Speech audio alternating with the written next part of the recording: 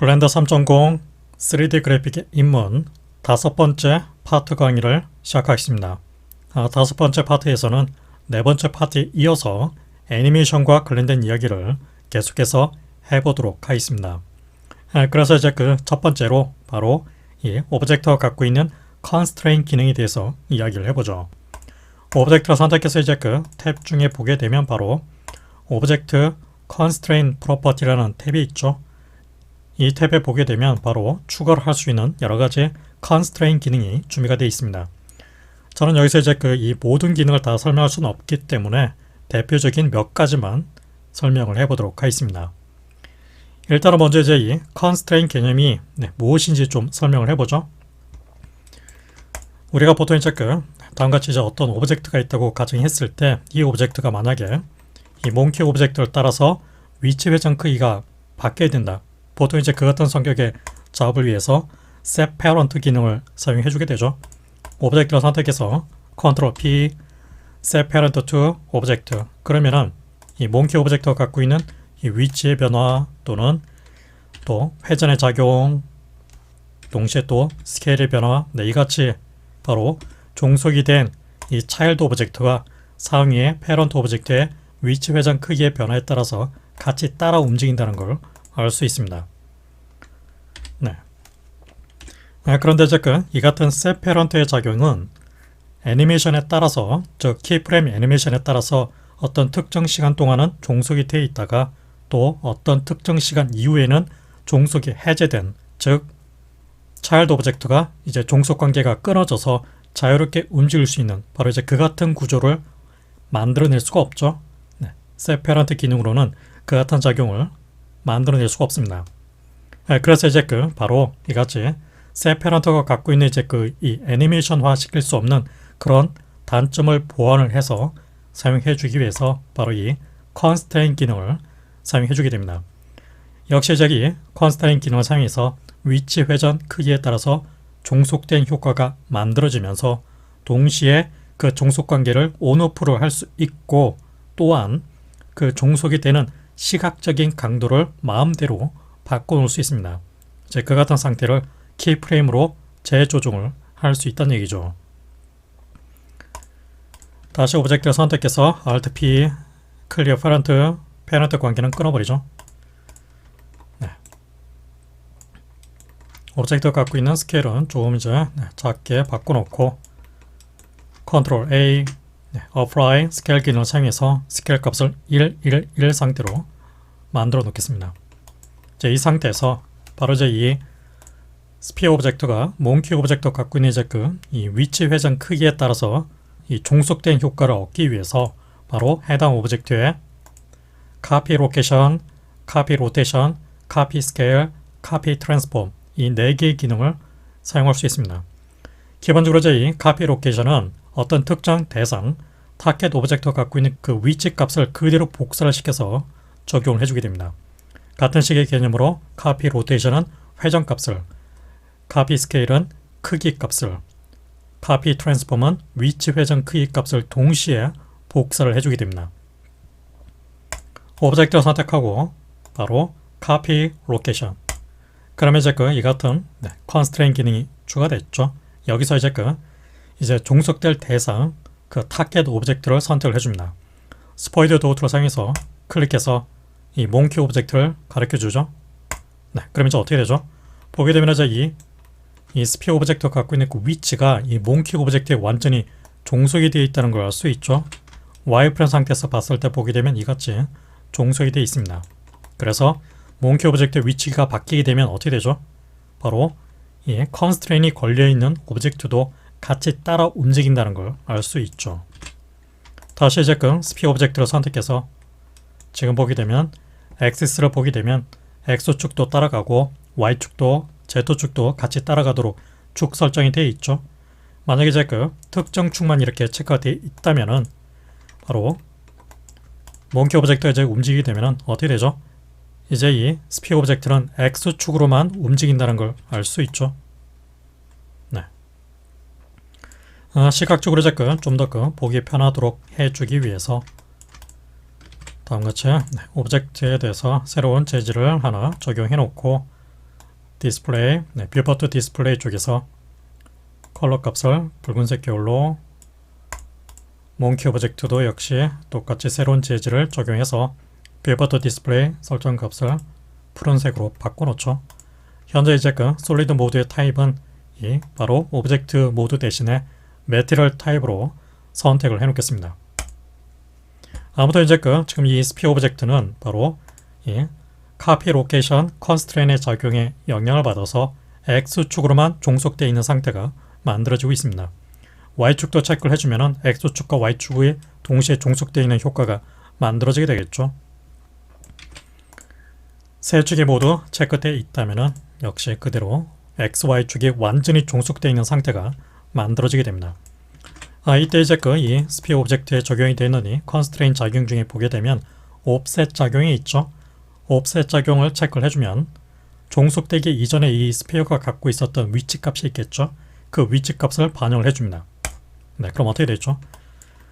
이 스피어 오브젝트가 이제 이 몽키 오브젝트가 좀 거리가 떨어져 있었죠. 그 상태로 되돌아가게 되고 이제 그 떨어져 있는 거리를 기준으로 해서 이같이 위치가 따라 움직인다는 걸 알 수 있습니다. 물론 이제 그 스피어를 또 선택해서 그 위치를 임의의 위치로 또 역시 바꿔서 따라가도록 할 수도 있습니다.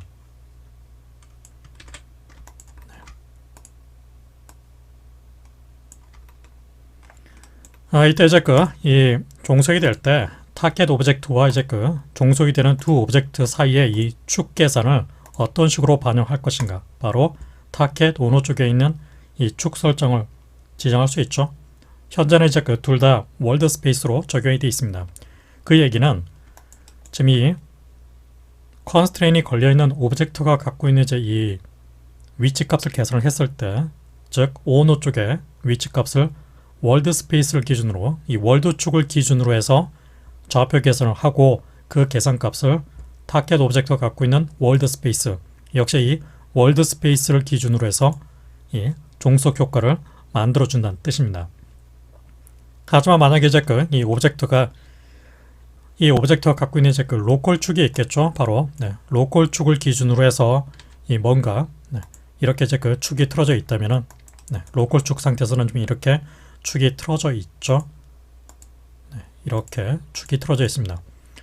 이 상태를 기준으로 해서 역시 이제 그 이 종속되는 오브젝트가 기울어져 있는 로컬 축을 중심으로 해서 종속 효과가 만들어져야 된다면 바로 오너 쪽에 있는 축 설정을 로컬 스페이스로 바꿔주고, 역시 타겟 오브젝트, 대상 오브젝트가 갖고 있는 축도 역시 이 로컬 스페이스로 바꿔줍니다.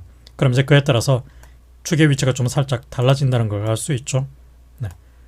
이같이 이제 로컬 축을 중심으로 해서 지금 보면 움직였을 때 효과가 나타나고 있습니다. 다시 글로벌 축,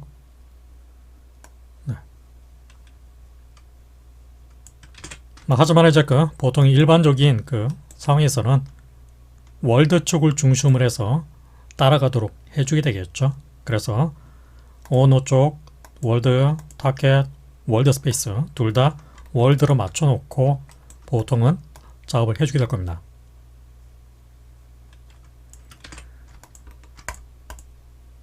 현재 이제 그 컨스트레인이 갖고 있는 그 시각적인 강도는 바로 인플루언스에 의해서 결정이 되어 있는데 값이 지금 1이죠. 1 상태라는 얘기는 완전 종속을 뜻하게 됩니다. 즉 시각적으로 100% 종속이 되어 있다는 얘기죠. 하지만은 이 강도가 0값으로 바뀌게 되면 어떻게 되죠? 더 이상 이제 그 따라 움직이지 않는다는 걸 알 수 있죠. 즉 종속 효과, 컨스트레인 효과 자체가 꺼지게 됐습니다. 하지만 이제 그 강도를 0점으로 바꾸게 되면은 컨스트레인의 강도가 시각적으로 봤을 때 딱 50% 정도만, 즉 절반 정도만 나타나게 됩니다. 그래서 약간 좀 느리게 따라간다는 걸 알 수 있죠. 같은 식으로 이제 그 0.2로 바뀌게 되면 20% 정도만 컨스트레인 효과가 나타난다는 걸 알 수 있습니다. 따라가긴 따라가는데 볼 오브젝트가 좀 느리고 천천히 따라간다는 걸 알 수 있죠.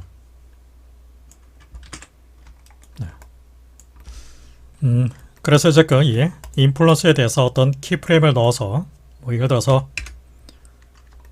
1프레임에서는 이제 완전히 종속되어 있는 상태. 네.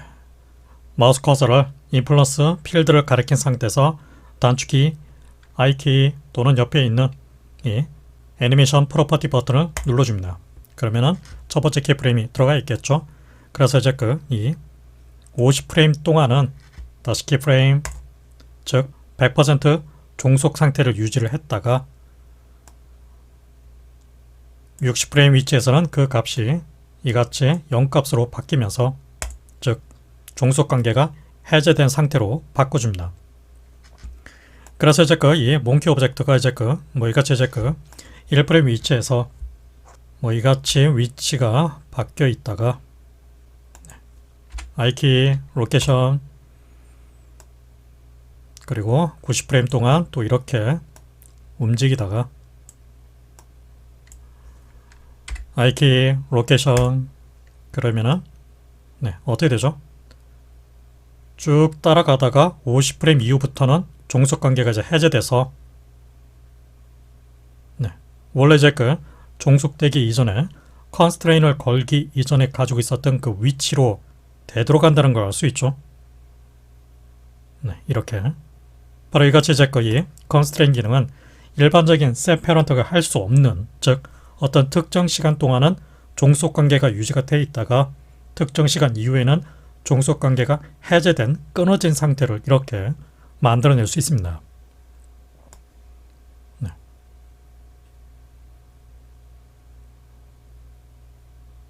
다시 애니메이션을 그냥 클리어를 시켜놓죠. 자, 이 상태에서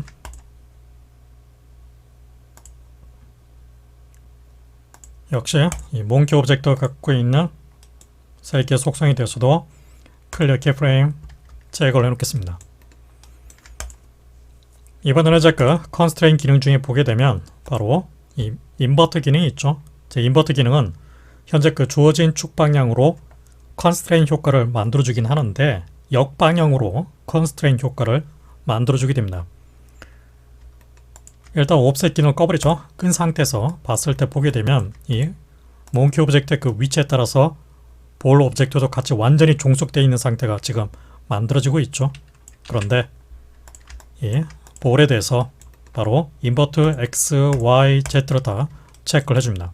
그러면은 타겟 오너가 갖고 있는 그 축 방향 지금 보게 되면 월드 스페이스로 설정이 되어 있죠. 그 얘기는 글로벌 센터 월드 스페이스를 중심으로 해서 좌표 계산이 된다고 이야기를 했었죠. 그래서 이제 몽키 오브젝트를 이제 움직이게 되면 어떻게 되죠? 이 볼 오브젝트가 반대 방향으로 움직인다는 걸 알 수 있죠. 마치 이제 이 밀러 트랜스폼이 되어 있는 것처럼 반전 이동이 되는 상태가 만들어지게 됩니다. 바로 이 같은 시각적인 효과를 바로 이 인버터 기능을 사용해서 만들어낼 수 있다는 얘기죠.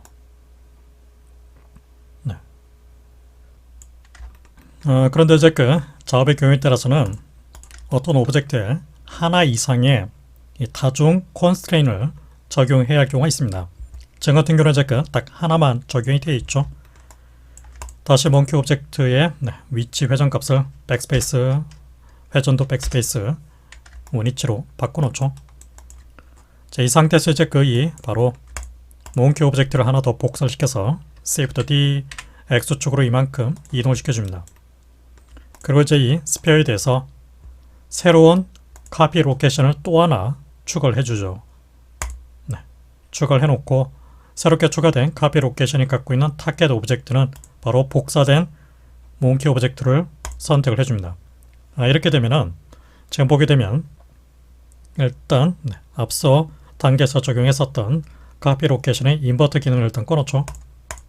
지금 상태에서 보게 되면 이 두 개의 컨스트레인이 갖고 있는 시각적인 효과의 강도는 각각 1.0, 1.0 상태죠. 둘 다 100% 상태입니다. 그런데 시각 결과를 보게 되면은 맨 나중에 적용이 되어 있는 컨스트레인을 우선시해서 지금 종속이 되어 있다는 걸 알 수 있죠. 컨스트레인이 이제 다중으로 적용이 되어 있으면은 이같이 위에서 아랫 방향으로 시각적인 우선순위가 결정이 됩니다.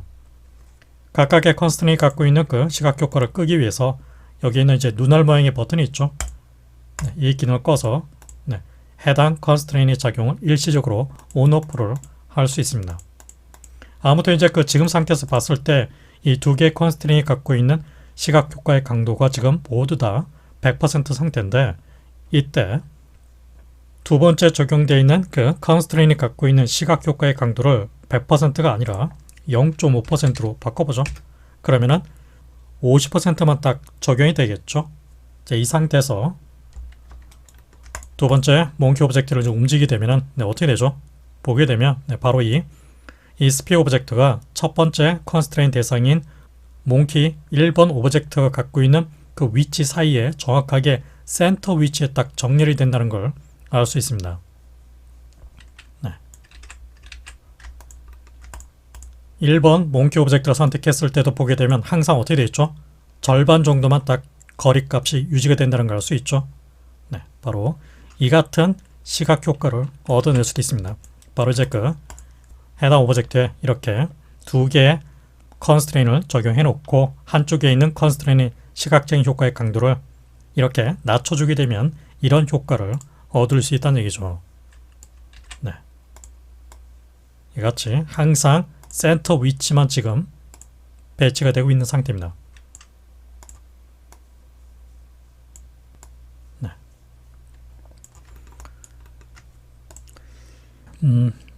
이 같은 특징을 사용해서 바로 다음 같은 장면에 응용을 해볼 수 있을 겁니다. 제가 미리 준비를 해놓은 장면이 있는데, 바로 이같이 세 개의 창문이 지금 간단하게 준비가 되어 있죠. 만약에 이 가운데 있는 이 창문이 양쪽에 있는 창문의 어떤 위치 값의 변화에 따라서 자동적으로 자기 자신이 갖고 있는 위치가 결정이 되어야 된다. 바로 그럴 경우에 이 카피 로케이션 기능을 사용해 볼 수 있겠죠. 가운데 있는 이 창문을 하나 선택해 놓고 바로 카피 로케이션을 적용해 줍니다. 적용해 놓고 타켓 대상을 첫 번째 앞쪽에 있는 윈도우 창문 오브젝트를 선택을 해주죠. 그러면은 일단 완전 종속되어 있는 상태가 일단 만들어지게 되겠죠. 기본적으로 이 X, Y, Z 세 방향으로 모두 지금 완전 종속되는 상태인데, 그런데 지금 상태에서 봤을 때 창문이 열리는 방향을 봤을 때 Y축으로 이동해 주게 되겠죠. 그래서 Y축만 체크를 해줍니다. X축 해제, Z축도 해제. 그 다음에 다시 새로운 카피 로케이션을 또 하나 추가를 해줍니다. 그리고 새롭게 추가된 카피 로케이션 그 대상은 세 번째 창문을 선택해 놓고 역시 Y축만 체크. 네. 이제 이 상태에서 두 번째 추가된 컨스트레인이 갖고 있는 인플루언스의 값을 0.5 정도 낮춰놓죠. 그러면 이제 이 가운데 창문은 두 창문 사이에 딱 센터 위치에 딱 놓이게 되고, 이제 앞쪽에 있는 윈도우 오브젝트를 선택해서 이동을 해주면 어떻게 되죠? 자동적으로 다시 열리는 위치로 바뀌게 되고, 또 앞쪽으로 이동시키게 되면 닫히는 상태로 바뀐다는 걸 알 수 있죠. 동시에 뒤쪽에 있는 창문을 움직였을 때도 역시 보게 되면 자기 자신이 갖고 있는 위치가 자동적으로 결정이 된다는 걸 알 수 있습니다. 바로 이같이 어떤 컨스트레인의 작용을 하나 이상 다중으로 적용했을 때 이 같은 시각적인 효과를 얻을 수 있다는 얘기죠. 그런데 지금 상태에서 봤을 때 앞쪽에 있는 윈도우 오브젝트를 이렇게 움직였을 때 보게 되면 어떻게 되죠? 이렇게 바깥쪽으로 움직였을 때도 같이 그대로 적용이 된다는 걸 알 수 있죠. 그래서 앞쪽에 있는 윈도우 오브젝트를 움직였을 때 일정 이상 더 이상은 움직이지 않도록 자기 자신이 수치를 잘 봐가면서 조정해 줄 필요가 있겠죠.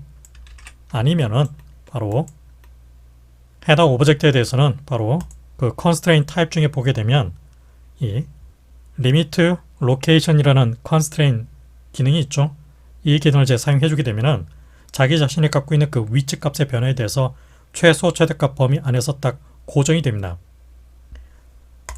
첫 번째 윈도우를 선택해서 바로 리미트 로케이션 체크를 해줍니다. 이 상태에서 봤을 때 보게 되면 이제 미니멈 XYZ, 맥시멈 XYZ 이 오브젝트가 움직일 수 있는 최소 거리값, 최대 거리값을 체크를 해서 적용을 해줍니다. 일단 이제 이 오브젝트를 움직였을 때 보게 되면 Y축이 되겠죠. 그래서 Y축으로 봤을 때 현재 그 움직일 수 있는 Y축 최대 범위를 보면은 대략적으로 이제 그 이쯤 한 4m 정도가 되겠죠. 그래서 맥시멈 Y를 체크를 해놓고 값을 4m로 입력을 해줍니다. 그리고 이제 이 창문이 다시 이쪽으로 열리게 됐을 때 움직이는 거리를 보게 되면 역시 이제 대략적으로 마이너스 4m가 되겠죠. 그래서 최소 값인 미니멈 Y축 값을 마이너스 4를 입력하고 엔터. 이렇게 적용을 해줍니다. 그러면 이제 이 첫 번째 윈도우를 선택해서 움직이게 되면 어떻게 되죠? 이제 더 이상은 이 윈도우 프레임을 벗어나서 움직이지 않는다는 걸 알 수 있죠. 또 역시 마찬가지로 이 마이너스 방향으로도 더 이상 움직이지 않습니다. 바로 이제 이같이 리미트 로케이션 기능을 사용해 주게 되면은 적용이 되는 오브젝트가 갖고 있는 그 위치 값에 대해서 최소 최대값 거리 내로 딱 제한을 시켜서 움직이도록 할 수 있게 됩니다. 지금 상태에서는 이제 이 Y축에 대해서만 적용이 되어 있는데 Z축에 대해서는 적용이 안 되어 있죠. 필요하다면 Z축에 대해서도 적용할 수 있겠죠. 만약에 이제 이 상태 Z축 값이 이제 0이죠. Z축 체크, 맥시멈 체크 이렇게 되면은 Z축으로 이제 더 이상 움직이지 않죠. 제가 움직이려고 해도 움직이지 않습니다. 왜냐하면 이제 둘 다 최소 최대값 범위가 딱 0m, 0m로 딱 고정이 되어 있기 때문이죠.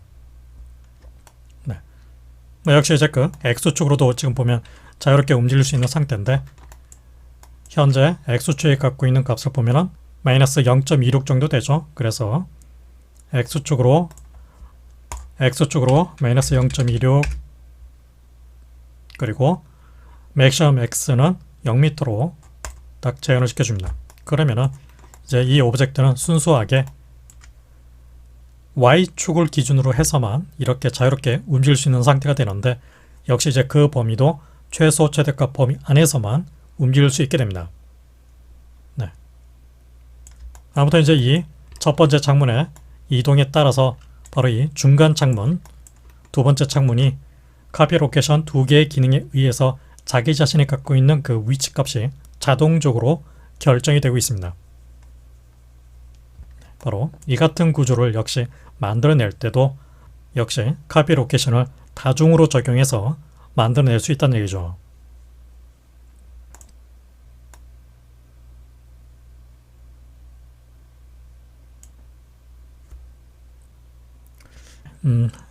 기왕 이제 이 리미트 로케이션 기능을 사용한 김에 다른 또 리미트 로케이션, 리미트 스케일 작용도 간단하게 테스트를 해보죠.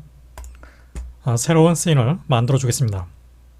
뉴 씬을 해서 뉴 그러면 이제 새로운 씬이 하나 만들어지게 되죠.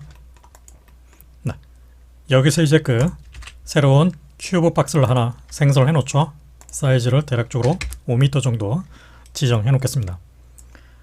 자, 이 상태에서 해당 오브젝트를 선택해서 바로 constraint type 중에서 바로 이 리미트 스케일을 먼저 적용을 해보죠. 리미트 스케일을 적용했을 때 보게 되면 지금 상태에서는 최소 최대값 기능이 꺼져 있죠. 지금 상태에서는 어떤 스케일을 적용했을 때 자유롭게 모든 방향으로 스케일이 커지거나 작아지는 상태가 만들어지게 됩니다. 스케일 Z축 방향으로, 또 스케일 X축으로, 또 스케일 Y축으로도 자유롭게 크기 변경이 가능한 상태죠. 그런데 바로 미니멈 XYZ 값을 체크를 해서 각각 이제 각각의 축 방향으로 스케일이 더 이상 작아질 수 없는 0.5, 0.5 정도 지정해 주게 되면 이 오브젝트의 이제 스케일을 작게 했을 때 딱 어떻게 되죠? 보게 되면 이제 스케일 값이 0.5 이하로는 더 이상 작아지지 않고 딱 락이 걸린다는 걸 알 수 있죠. 같은 식으로 이제 맥시멈 체크를 해놓고 맥시멈 값을 2.3, 2.3, 2.3으로 바꿔보죠. 그러면은 반대로 스케일을 키웠을 때도 역시 2.3이라는 딱 제한 안에서만 딱 크기가 고정이 되는 걸 알 수 있습니다. 물론 이제 이 현재 그 스케일 값은 2.3을 벗어나서 지금 표시가 되고 있긴 하지만은 실제로 스케일이 바뀌어 있을 때는 2.3 비율을 넘어서지 않고 딱 크기가 제한이 딱 걸리게 됩니다. 이때 이제 그 에펙트 트랜스폼 기능을 체크를 했을 때 다시 스케일을 키웠을 때 어떻게 되죠? 이제 실제 그 스케일 값도 이제 딱 2.3으로 딱 고정이 된다는 걸 알 수 있죠. 네. 역시 그 스케일을 반대로 작게 했을 때도 0.5에 딱 제한이 걸리게 되고 반대로 키웠을 때도 2.3이라는 딱 제한이 걸리게 됩니다. 물론 이제 그 얼마든지 이 Z축으로는 좀 다른 값을 넣어줄 수도 있겠죠. 6.5 그러면은 Z축으로 스케일을 6.5 정도 한계까지만 딱 키울 수 있게 되죠. 이런 식으로 지금 보게 되면 Z축이 딱 6.5에 딱 제한에 걸리는 걸 알 수 있습니다. 그러니까 이런 식으로 이제 그 리미트 스케일 기능을 사용해서 어떤 오브젝트가 갖고 있는 그 크기 값을 최소 최대값 범위를 딱 지정해 놓고 그 안에서만 크기 값이 바뀌도록 락을 걸 수 있게 됩니다. 리미트 스케일 기능을 일단 꺼버리고 바로 같은 개념으로 이제 그 리미트 로테이션 로테이션 기능은 역시 이제 그 회전에 대해서 락을 걸어주게 됩니다. 지금 상태에서는 이제 자유롭게 회전이 가능한 상태죠. 하지만 이제 그 리미트 x, y, z를 다 체크를 해놓고 Z축 방향으로는 이제 그 마이너스 90에서 맥스 쪽으로는 60도 그러면은 Z축으로 이제 그 회전을 시켰을 때 어떻게 되죠? 보게 되면 이제 그 특정 축으로만 딱 그 락이 걸려서 더 이상 회전이 걸리지 않는 걸 알 수 있죠. 역시 이제 그 에펙트 트랜스폼 기능을 체크를 해놓고 다시 회전을 시켜주게 되면 실제 회전 값이 딱 Z축으로 60도 반대 방향으로는 마이너스 90도로 딱 제한이 걸리는 걸 알 수 있습니다. 그러니까 이런 식으로 어떤 주어진 최소 최대값 범위 내에서만 회전이 딱 락이 걸리는 제한이 걸리는 상태를 만들어낼 수 있게 됩니다. 물론 이제 지금 이제 계산되는 그 기존 축 방식은 월드 스페이스를 따르고 있습니다. 역시 이제 그 X축으로도 마이너스 32, 맥스는 55 이런 식으로 이제 임의 축을 또 설정을 해서 지정을 할 수도 있겠죠. 그러면은 그 축 방향 그 제한 안에서만 회전 각도가 딱 고정이 되는 걸 알 수 있습니다. 이런 식으로 제한이 딱 걸린다는 얘기죠.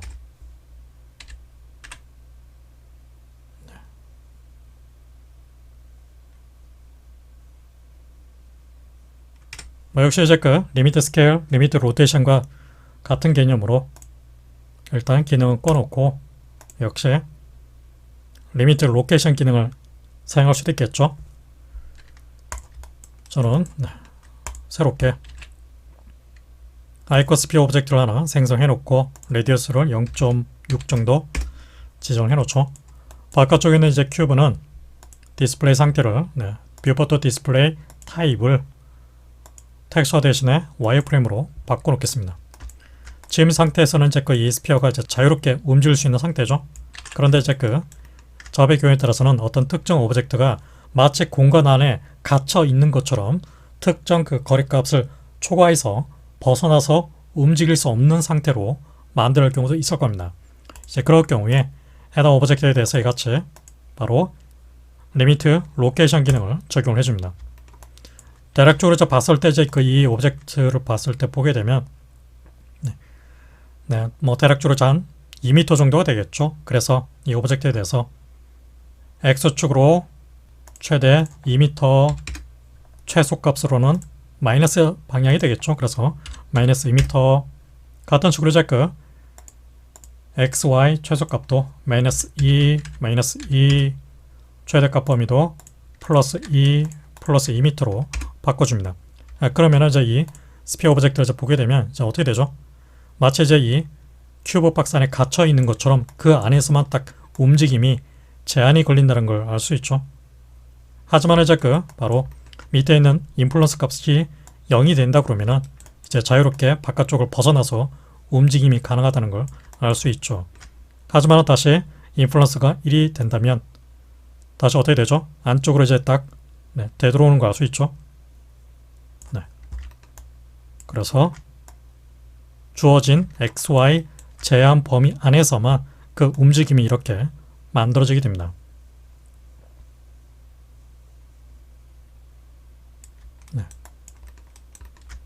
지금 상태에서는 이제 움직였을 때 보게 되면 이제 이렇게 실제 트랜스폼이 갖고 있는 값을 보면 2m를 초과해서 지금 수치가 표시가 되고 있죠. 이 상태를 방지를 해주기 위해서 에펙트 트랜스폼 기능을 체크를 해줍니다.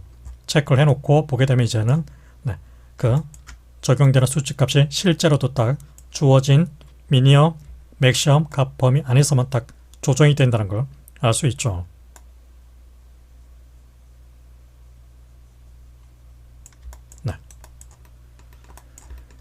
이번 시간에는 여기까지만 설명해 놓겠습니다. 다음 시간에 계속 이어서 이 컨스트레인 기능에 대해서 계속해서 알아나가도록 하겠습니다.